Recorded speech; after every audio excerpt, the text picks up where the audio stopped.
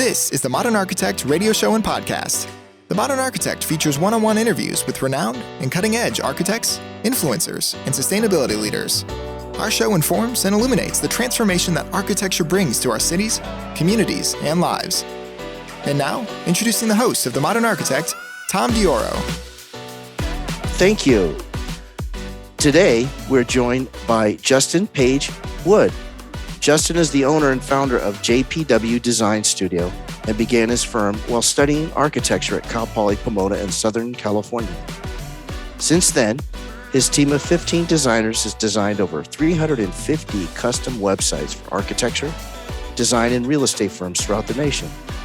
Today, he and his wife live east of Dallas, Texas with 4 kids. I hope this number is still accurate. 7 cats, 2 dogs, and 2 rabbits on 10 beautiful acres. For more information, feel free to visit the website at jpwdesignstudio.com. Again, that's jpwdesignstudio.com. Today's episode is made possible by Modeler, the rapidly growing community for AEC professionals to find and share design inspiration. Created and maintained by architects, join hundreds of thousands of other AEC professionals who are part of the Modeler community. Visit modeler.com and follow Modeler on your favorite social media channels for regular design inspiration. Justin, really honored and thrilled to have you on the show. Thank you very much for being here. Thanks for having me. I really appreciate it. Justin, we'd like to start our show with the, if you have a quote or a prayer or a mantra that really matters to you, that you kind of carry personally and professionally, I'd love to hear it. If not, we'll just obviously continue on with the show. Yeah. I don't have a specific thing. One of the things that we have on our website for my business, and the thing I think that really stands out to me is just encouraging people to do the things that they love, the things that they believe in, the work that they love doing. I think that when you discover the thing that you love doing most, that's going to be the most motivating and really encourage others to do that. So I've done in my own, I've tried to have that be part of the way I just go about my business or helping my team, find what kind of work they enjoy doing the most, keeping them motivated. So I think that's kind of the biggest thing for me, and with my kids too, especially like identifying, paying attention to what they gravitate to the most, and then making sure that they are able to do that. Yeah. What encouraged you to be that encouraging? Is it something that you fairly recently adopted? Is it something you grew up with? Why is that really going to captivate a bit of an essence of who you are, Justin? I'm not sure what it is. I keep building things, not necessarily like buildings, but I guess, when, especially like building a business or working with a client, like when someone's passionate about what they love doing, it's easier, to work with them and talk about those things. So I guess maybe it's my personality. I don't like to talk about like menial things, but I love when someone's really passionate about a certain thing, learning about it from this. So I think I just love, and this is one thing, when I started my business, I used to want to do everything. So I went to school for architecture. I've been just doing websites since I was a kid. And then I did photography and interior design. And so I love to learn all these different industries and things, but I realize I can't do it all. So maybe that might be part of it, is when someone's really passionate about something and being able to learn it. So like my wife's really into knitting and sewing, and when I watch her do it, I learned like how when the yarn comes into this spinning wheel thing, I'm not sure what it's called, but the way that the yarn kind of comes in and spins, there's just something just fascinating that I didn't know about. And I think that when someone's passionate about it, learning about it, and really getting good at something, and really getting into the details of it, I think that's maybe why I love so many different areas, but I realize I can't do it all. So it might be why why that's important to me. I'm not really sure. Now, Justin, as I told you when we were in the virtual green room, is I loved your work for a long time, and that's why obviously we were honored to have you on the show. What is it that differentiates you so much that it looks strikingly different from the vast majority of architecture, design, and even real estate websites that I've seen and our team has seen. It's just so they're beautiful and they're timeless. I think if they never improved anything or put a new project on, it would look great 10 years from now. How do you do that? Thank you. I'm not really sure.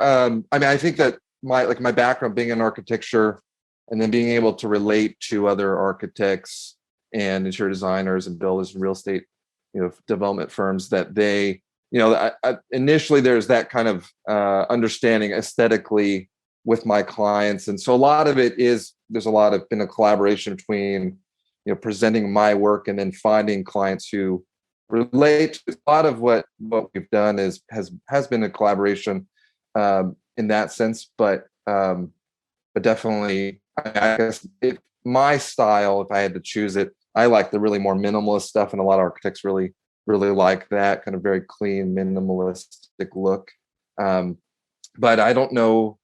I think it's just coming. It's almost like I'm applying architectural design to the website because that's my background. So that's kind of the angle that I take. And I think that might be why it's different, because I didn't end up becoming a licensed architect. So that's kind of where I think that kind of those two things came together. Yeah, talk about that collaboration and that minimalist, that clean look is, in my opinion, it's as if immediately seeing a client of yours website, of course, you're not saying it's you who did it, it draws you in and it makes you want to stay there and feel really good about being there. So, which is really unique in a digital space, to actually have something in a digital space that makes you feel comfortable and actually want to be there. I don't know if that's by design or it just happens. Yeah, because I think that's true, because I've done so many websites that I think even though I kind of get bothered, it's not a physical thing, like with an architectural building is a physical thing. And when you build it, you can see it and people can experience it. And I'm not able to do that. So you're right. I think that trying to make the design immersive like that, as if it were similar to a physical space, because people spend a lot of time looking at sites, sometimes more than actually looking at physical spaces sometimes. So like being able to capture that, I think it's important, especially as a communication tool. That is important, especially for like the work that we do, works for architects and builders and designers. That is the most important aspect of it, is trying to make it feel like as if you could be in the physical space, because when people are looking at work through a website, that is what you're trying to convey. Now, I will say, like with clients, like you can't have a client ever go to 20 different projects physically and say, here's all the work I've done, and go see it physically. This is the opportunity that you can really show that in one spot. Like you can't do it like a retail store where you got shoes lined up and people can go and see it, like a showroom. So it is kind of like the showroom for built spaces. It's the closest thing I think you can get all in one spot. Yeah, that's excellent description. Yeah, it is a showroom. And what's unique is, although the theme is minimalist and clean, I did notice that, and if it's intellectual property, you don't have to share, but if you do, that's awesome, is how you're able to still have what I call range, in that one, obviously you created them, but one looks dramatically different from another. There's just a style, but yet it's still unique. Is that, again, like, is there a process that you go through to have that sort of independence of design? Yeah, that's one thing that one of my favorite books is The E-Myth by Michael Gerber, and he talks about creating systems, repeatable systems. And so we do have, it's not like a proprietary, but we've because we've done so many websites for architecture firms and interior design firms, that we've really studied what's the best way to go about it, all the different possible examples and ways you could do it. So there is definitely a structure in terms of our approach to it, but a lot of it really comes down to like the client's photography. That the photography is, to me, is the most important asset on the website, and then designing around that that, and the topography really, the choice in the fonts and positioning is really the only thing that we can control. We can't control the photography. So that's kind of a lot of where I've documented a lot of different, there's like 15 strategies in terms of design, website design, positioning that I've documented, and then we always pull from as examples. So that, I think that's why there's some similarities in that, but really the photography is what makes each website different looking from each other. How about even the logos of the companies? Because my appearance is my experience is the logos. It's consistent with the brand, at least the brand logo, the design. Mm-hmm. Is that another by design? Yeah, absolutely. That informs. Okay. That always informs the rest of the design. If it doesn't go with the logo, it'll look off for sure. Do you design logos as well? I used to, but that's okay. Been it's a project. I think that what I found is doing the logo and the website at the same time has been problematic. So I always recommend if they can be done at a separate time. So we've stopped doing that. I drive my team crazy because sometimes I'll bring it back in and say, let's do logos again. But it doesn't go well. And I'm not sure why. I think it's because the logo, there's so like you're focusing on the minutia of the curvature of letters and positioning, and it's almost like its own project. So we found that when they are done separately at different times, that the result comes better because they do inform each other, and trying to address them at the same time is usually a challenge, because then it's almost, I don't know what it is, if it's like left brain, right brain or something, but it doesn't jive to do it at the same time. I mean, you can, but I've had bad experience trying to do both, trying to tackle too many things at once. Yeah, this is excellent. You're listening to the Modern Architect Show, and we're here with Justin Page Wood, and his company is JPW Design Studio.com. Again, that's JPW Design Studio.com. Justin, along the lines of the design and how unique each one is, I don't know if you're able to quantify it, but my sense is that it can make the difference in someone being a prospect into a client just by their design, because that's the first place a person will go to see, is this an architect, a designer, or a real estate agent or agency that I want to work with? And that design, at least to me, gives a real essence of what the company's about. What's your thought on that? Yeah, absolutely. I mean, I can only say this from my experience of what I've been told from my clients, but we've had many firms come back and after we've done site and say, they had a big proposal coming up, for instance, and almost all, at least from what I've been told, is that, the client, if it's a developer or owner, is going to look at the website. And I've had many clients come back and say the website really saved the proposal because of the presentation and the way it looked compared to competitors. So I think that just that alone is a really important part of the marketing process for architecture firms.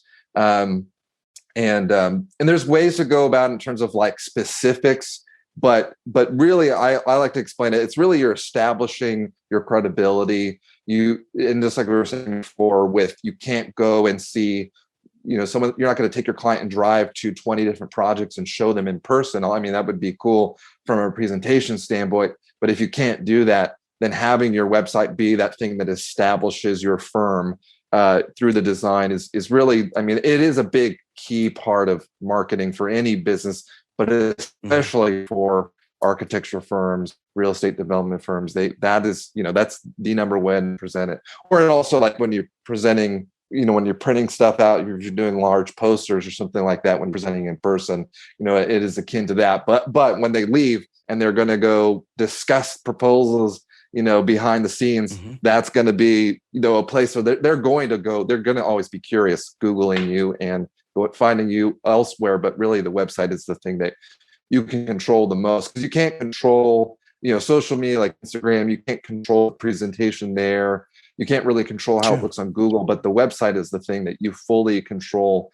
I call it the perception of your brand. It's how are you presenting your brand? That's the place that you can really dial in everything and present it the way you want to be presented. Can you share with your audience today some of the reactions of some of the clients? Let's go most recently, of once they see their first draft of their website and even the final product. Yeah, I would say it is a journey. We never, when we're doing it internally, creating the initial concepts, we never get it right on the first draft. Is that what you're referring to? Just when we're the conceptual design? Yeah, because it's true with a lot of things. And sometimes it even looks like it can look a little disconcerting, like, whoa, where are we going? And then in very short time, it turns into just this beauty. Yeah, exactly. So, and I think, I'm sure like in architecture, I haven't done that personally because I've only worked with in other firms, but it is definitely, well, one of the things that we do differently, because I know like in professional service and stuff, there's usually like numbers of revisions or here's this scope.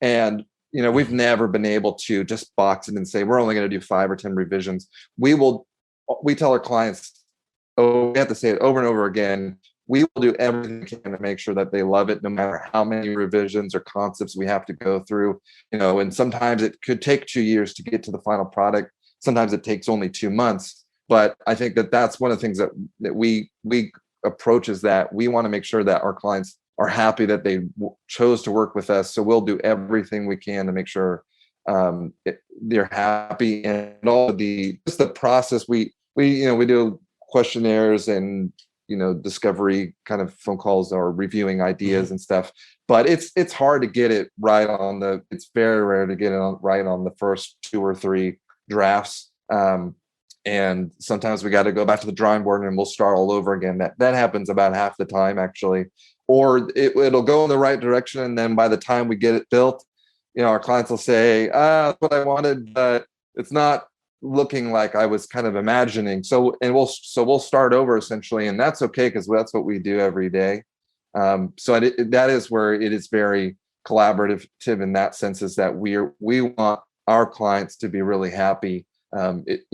Ultimately we'll give recommendations, but my aesthetic is very minimal. If I did it the way that I wanted to do it, everything would be black and white and really minimal, but not everyone likes that. So that's part of the process for sure. In particular, the marketplace that you're working with, architecture, design, and real estate, is so just a very discerning taste, which is an interesting, I think, somewhat of it's unique, is because discerning taste, and yet many architects for websites that I've seen, they're boring. Yeah, I know what you mean. And I think that really comes down to the fact that most web design companies come at it from a development. Not everyone. There's some that are like very design oriented, and they tend to be maybe very graphically oriented. There's developers, and so I think that, again, because I have that background going to architecture school, many architecture firms, I work for an interior design firm. So just knowing how the industry works, and then knowing I've been doing web coding since I was in middle school. So being able to put those two together, I think that that's one of the things that really, I'm not aware of anyone else who has that background, but I think that's why it's worked for us, is because we're able to, relate to our clientele. I think that's why I got into it too. I love, if I could be real estate developer, I just don't have the set, but if I could do it, I would. But I didn't, since I've been doing websites since I was little. It's kind of hard to, it just comes to me easy. Like I'm building a chicken coop right now for my wife, and like building is just, it does not come naturally to me, but websites do. So I think that's why it works out. That real estate development, interesting that you say that, because even real estate development firms, I've seen their websites, and okay, unless I really, really need them and I really I'll reach out to them. But knowing the skill set you have, I can imagine that would make me, if I'm even not in the business of looking for it, I would go, oh, I got to develop something just because this real estate development company, look at their website. Yeah. It makes that much of a distance, especially 2022 and 20, beyond. We're in the digital realm that's so vital. And I'm not sure everyone's picked up on that yet. Yeah, it's a slow moving wave. I mean, like there were a lot of architecture firms jumped on sooner than other industries, actually. So like my first client was an architect in Riverside, California. And he, this was basic HTML, nothing fancy, but, like a lot of art, but it's still a slow moving curve. And so a lot of architectural firms, maybe in 2005 or so, got one. And the technology has really changed since then. Since then, there's every screen size imaginable, in the weirdest shapes possible. And so I think that there's been a slow moving, it's been a very stable industry, which is really interesting because there's the fax that came and went, or other marketing tools, and websites has really been since magazines and print, books, that websites has been the most established marketing tool that really seems to have longevity. Websites started in 1991. It really picked up, right around 2010 when the iPhone came out. Websites moved to the phones and tablets and so on. So it's definitely, I think, since the book or since magazine printing has been the most established marketing tool for visual communication. So it is something that, it's not like social media will come and go. It seems to come and go. TikTok is here with Snapchat or something. Those things appear and then they disappear within a few years. And it looks like, Facebook probably will change over time. But websites that's one of those things, like even apps can be, they have to get approved by Apple or Google. Then they can be removed or altered. But websites are totally it's almost like, I think the most similar is book publishing, because you can get, as long as you get it up on a computer browser, anyone can code anything, put it up by a domain name. So I think that's, I don't know if that's what you're describing in terms of, people. Sure, it is getting on, like, there's about a 5 to 10 year, every 5 to 10 years so far, there's been a decent shift in the technology, but what I'm doing today is almost identical to what I was doing about 20 years ago, other than the backend tools. Which is really interesting. We kind of went, and then, I don't know, this is a history of websites. I don't want to. Sure, I love it. Kind of boring to most people, but like I remember in 2010, Steve Jobs wrote an email announcement saying they were not going to permit Adobe Flash any longer on Apple devices. And that forced everything to go back to the technology in the 1990s. So really what we're seeing today, and even like email technology and website technology, is almost identical to the 1990s. The only difference is that the tools to make things are easier, but the presentation, those GIF things, there's like, they call them GIFs, and people use like goofy animations on them. That was like something that was popular in the 1990s, and that hasn't gone away. So it's just kind of interesting. But in terms of just, refining, every about 5 years, I'm finding that things start to look dated. You could just, when you see one that's about 5 years old, you can see it in terms of the pixelation or the dimensions of the images.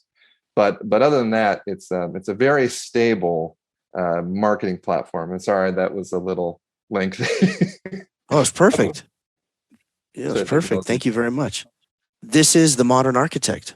We're talking today with Justin Page Wood, owner and founder of JPW Design Studio. For more information, feel free to visit the website at jpwdesignstudio.com. Our public service announcement for today's show is the Spina Bifida Association. The Spina Bifida Association's mission is to build a better and brighter future for all those impacted by spina bifida. Fueled by dedicated healthcare providers, parents, adults, caregivers, and others, they're committed to helping people live longer, healthier lives through research, education and support, clinical care, network building, and advocacy. Visit them on their website for more information at spinabifidaassociation.com. Association.org. Again, that's Spina Bifida Association.org. Justin, with architecture and construction constantly evolving, you shared with us just a minute ago about how websites work and how it hasn't changed much. What's evolved, at least in your experience, in the last, say, couple of years with designing websites for architects, designers? Yeah, the biggest one is the platform which is used to create it. So like when I started, I'd coded everything in HTML, kind of the early website coding tool. And then, like I was saying before, Adobe Flash was becoming really popular because things could move around. And so that's just a different tool to create a website, the tools in the back end to create that. And then again, like when Steve Jobs said that they weren't going to support it because it took forever to load, it wasn't, user friendly. You couldn't use it on a mobile phone. Like you have to click. Then that moved into WordPress. And so we used to use WordPress for a while until our clients would come back and say they hated working with it because it was just, it didn't make sense. It was on the back end. Some people get it, but most of our clients didn't enjoy it. And so we moved then to Squarespace because we were actually getting that feedback from our own clients that they enjoyed that. So that's the tool that we use. So I think that's the big thing is like, as the details change, and they do change once in a while. Like Google a couple of years ago said, if you don't have a secure website, they're going to de-rank you and then make it say like, that's not secure, like a warning symbol. So those, and then the other big thing with accessibility, there was that lawsuit about 2 or 3 years ago with Domino's. They said that their website, the courts ruled their website was not accessibility friendly, and for the general, it's almost becoming a public space in terms of your website. If someone comes, like in architecture, if someone trips on your property, you could be held liable if it was not designed properly, in the same way that the website can be deemed that way if it's not user friendly, if it's frustrating, people are trying to get access to something. So that those little details like that is what's changing it, because it's becoming so ingrained in our culture and our communication tools that there's always going to be something like that. It doesn't happen very often anymore, maybe every year or two. But I think that's the biggest thing, is the tools that we use to create websites will change. But the concept of creating a fully custom, page on a computer digital device, I mean, now it's been, I don't know how many years it's been, about 30 years.